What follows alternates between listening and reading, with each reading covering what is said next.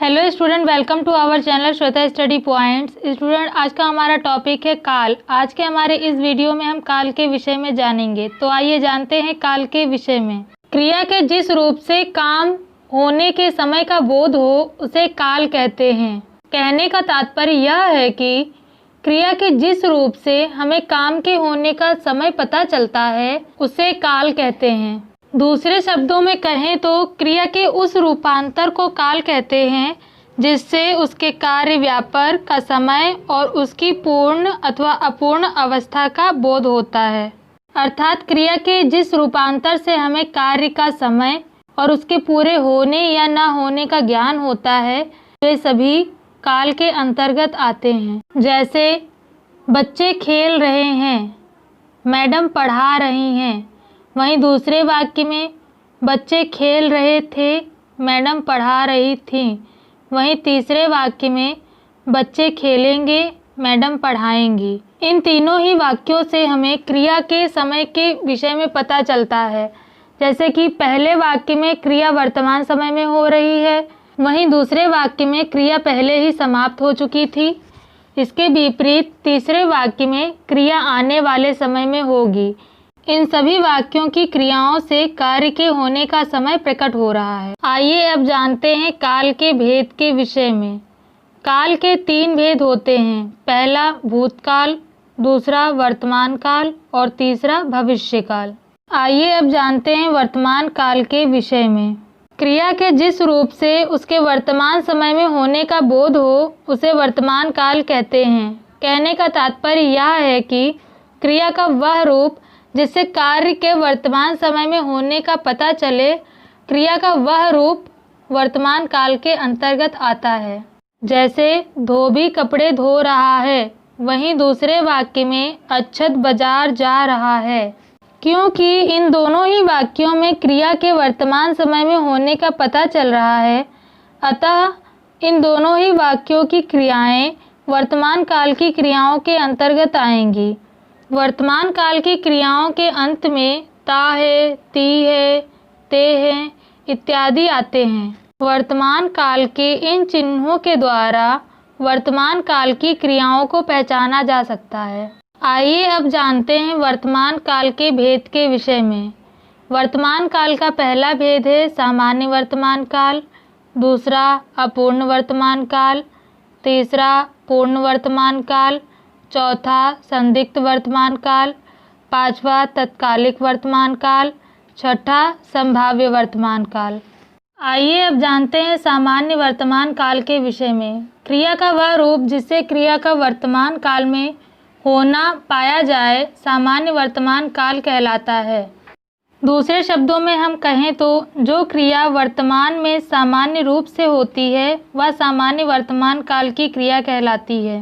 कहने का तात्पर्य यह है कि क्रिया के जिस रूप से सामान्यता या प्रकट हो कि कार्य का समय वर्तमान में है, न कार्य के अपूर्ण होने का संकेत मिले न संदेह का, वहाँ पर सामान्य वर्तमान काल होता है। जैसे बच्चा खिलौनों से खेलता है। यहाँ इस वाक्य में खेलना वर्तमान समय में है, किंतु ना तो वह अपूर्ण है और ना ही अनिश्चित है, अतः यहाँ पर सामान्य वर्तमान काल है। आइए अब जानते हैं अपूर्ण वर्तमान काल के विषय में। क्रिया के जिस रूप से यह बोध हो कि वर्तमान काल में कार्य अभी पूर्ण नहीं हुआ है, कार्य अभी चल रहा है, उसे अपूर्ण वर्तमान कहते हैं। जैसे मोहन विद्यालय जा रहा है। यहाँ इस वाक्य में जाने का कार्य अभी हो रहा है, मोहन विद्यालय पहुँचा नहीं है, अतः यह अपूर्ण वर्तमान काल के अंतर्गत आएगा। आइए अब जानते हैं पूर्ण वर्तमान काल के विषय में। इससे वर्तमान काल में कार्य की पूर्ण सिद्धि का बोध होता है। जैसे वह आया है, सीता ने पुस्तक पढ़ी है। कहने का तात्पर्य यह है कि क्रिया का वह रूप जिससे हमें वर्तमान काल में कार्य के पूरे होने का बोध होता है वह पूर्ण वर्तमान काल के अंतर्गत आता है। आइए अब जानते हैं संदिग्ध वर्तमान काल के विषय में।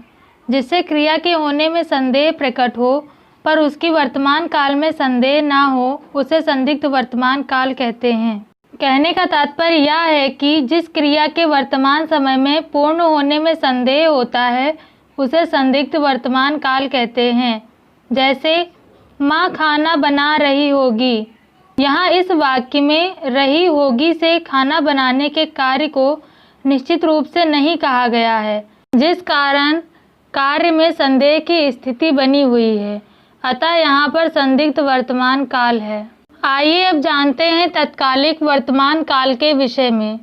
क्रिया के जिस रूप से यह पता चलता है कि कार्य वर्तमान काल में हो रहा है उसे तत्कालिक वर्तमान काल कहते हैं। जैसे मैं पढ़ रहा हूँ, वहीं दूसरे वाक्य में वह जा रहा है। यहाँ इन दोनों ही वाक्यों में क्रिया वर्तमान काल में हो रही है, अतः यह तत्कालिक वर्तमान काल के अंतर्गत आएगा।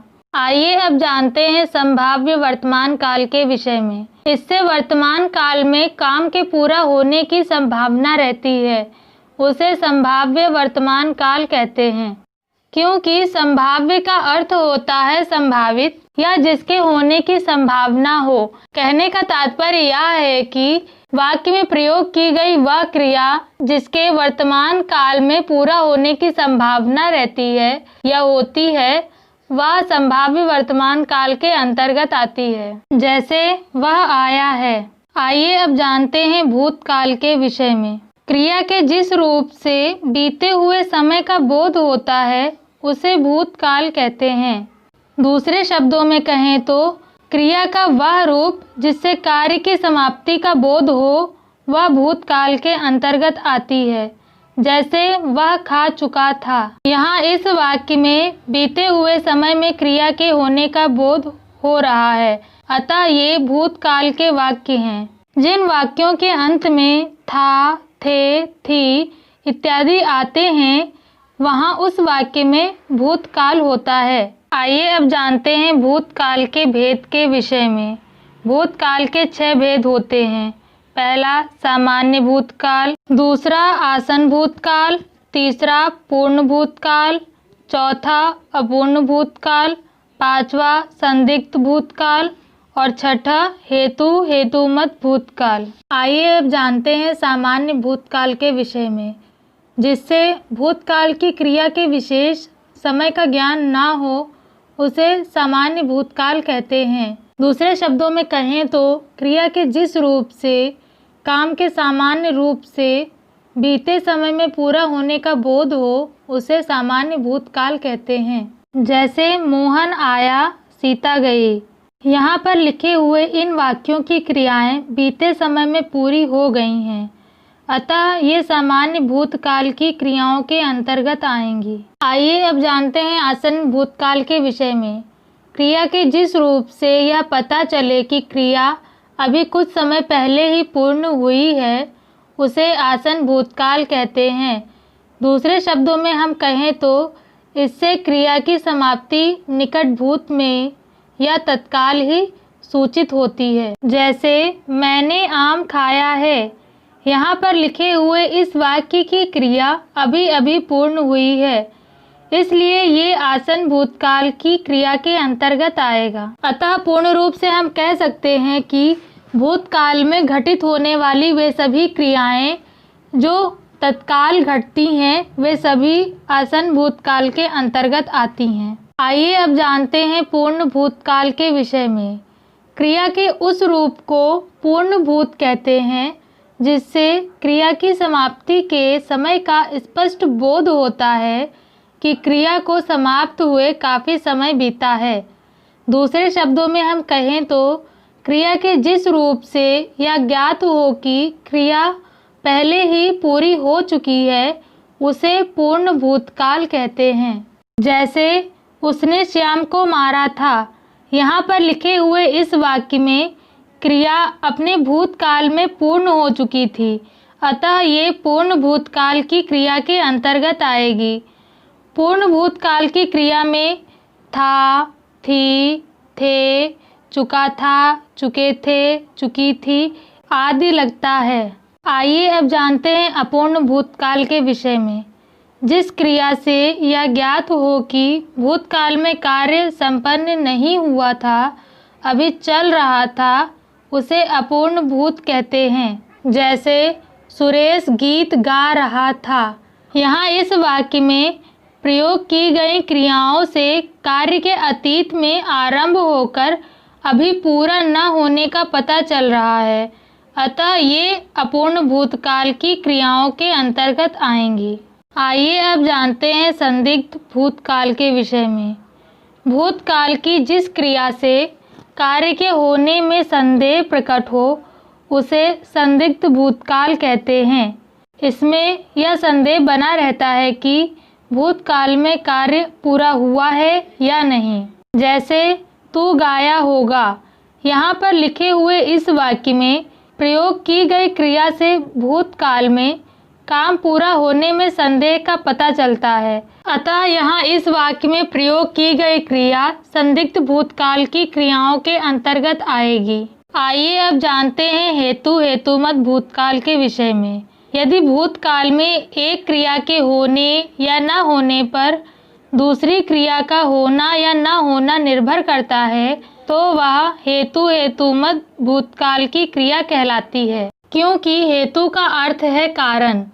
जहाँ भूतकाल में किसी कार्य के न हो सकने का वर्णन कारण के साथ दो वाक्यों में दिया गया हो, वहाँ हेतु हेतुमत भूतकाल होता है। इससे यह पता चलता है कि क्रिया भूतकाल में होने वाली थी पर किसी कारण से ना हो सकी। जैसे यदि तुमने परिश्रम किया होता तो पास हो जाते। यहाँ पर लिखे हुए इस वाक्य में एक क्रिया दूसरे पर निर्भर है। पहली क्रिया के ना होने पर दूसरी क्रिया भी पूरी नहीं होती है, अतः ये हेतु हेतुमत भूतकाल की क्रियाएं हैं। आइए अब जानते हैं भविष्य काल के विषय में। भविष्य में होने वाली क्रिया को भविष्य काल की क्रिया कहते हैं। दूसरे शब्दों में हम कहें तो क्रिया के जिस रूप से काम का आने वाले समय में करना या होना प्रकट हो उसे भविष्य काल कहते हैं।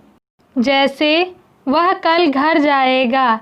यहाँ पर लिखे हुए इस वाक्य की क्रिया से यह पता चलता है कि ये सब कार्य आने वाले समय में पूरे होंगे, अतः ये भविष्य काल की क्रियाओं के अंतर्गत आते हैं। जिस वाक्य के अंत में गा, गी, गे आदि आते हैं वहाँ भविष्य काल होता है। आइए अब जानते हैं भविष्य काल के भेद के विषय में। भविष्य काल के 3 भेद होते हैं। पहला सामान्य भविष्य काल, दूसरा संभाव्य भविष्य काल, तीसरा हेतु हेतुमत भविष्य काल। आइए अब जानते हैं सामान्य भविष्य काल के विषय में। क्रिया के जिस रूप से उसके भविष्य में सामान्य ढंग से होने का पता चलता है उसे सामान्य भविष्य काल कहते हैं। इससे यह प्रकट होता है कि क्रिया सामान्यतः भविष्य में होगी। जैसे बच्चे कैरम बोर्ड खेलेंगे। यहाँ इस वाक्य में प्रयोग की गई क्रिया भविष्य में सामान्य रूप से काम के होने की सूचना दे रही है, अतः ये सामान्य भविष्यकाल की क्रिया है। कहने का तात्पर्य यह है कि क्रिया का वह रूप जिससे हमें भविष्य में सामान्य रूप से काम के होने का बोध हो, वे सभी क्रियाएं सामान्य भविष्यकाल के अंतर्गत आएंगी। आइए अब जानते हैं संभाव्य भविष्यकाल के विषय में। क्रिया के जिस रूप से उसके भविष्य में होने की संभावना का पता चलता है उसे संभाव्य भविष्यकाल कहते हैं, जिससे भविष्य में किसी कार्य के होने की संभावना हो। जैसे शायद चोर पकड़ा जाए। यहाँ पर लिखे हुए इस वाक्य में क्रिया के भविष्य में होने की संभावना है। ये पूर्ण रूप से होगी ऐसा निश्चित नहीं होता है, अतः ये संभाव्य भविष्यकाल की क्रिया है। आइए अब जानते हैं हेतु हेतुमत भविष्यकाल के विषय में। क्रिया के जिस रूप से एक कार्य का पूरा होना दूसरे आने वाले समय की क्रिया पर निर्भर हो उसे हेतु हेतुमत भविष्यकाल कहते हैं। जैसे वह आए तो मैं जाऊं। यहाँ पर लिखे हुए इस वाक्य में होने वाला कार्य भविष्य में होने वाली क्रिया पर निर्भर करता है, अतः यहाँ पर लिखा हुआ यह वाक्य हेतु हेतुमत भविष्य भविष्य काल के अंतर्गत आएगा। स्टूडेंट्स, ये थी जानकारी काल और काल के भेद के विषय में। अगर आपको मेरा वीडियो पसंद आया हो तो वीडियो को लाइक और शेयर ज़रूर करें। चैनल को सब्सक्राइब करना ना भूलें, साथ ही बेल आइकन को ज़रूर दबाएं, जिससे कि आपको मेरी आने वाली नई वीडियो की नोटिफिकेशंस मिल सके।